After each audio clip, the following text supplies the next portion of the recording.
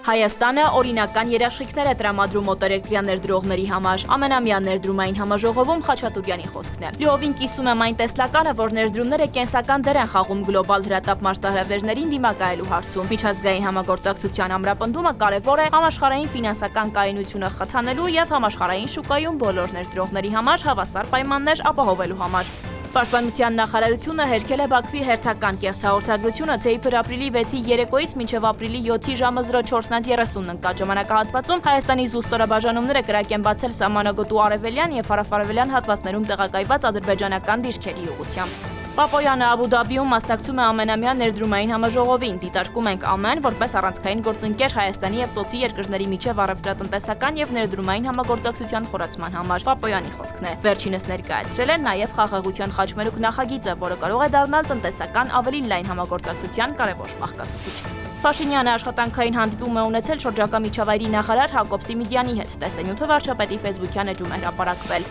Ինչպես խոստացել է խորագրով գրառմամբ, Փաշինյանը տեղեկացրել է, Մարտունի համայնքի Զոլաքար բնակավայրի մանկապարտեզը կառուցված է։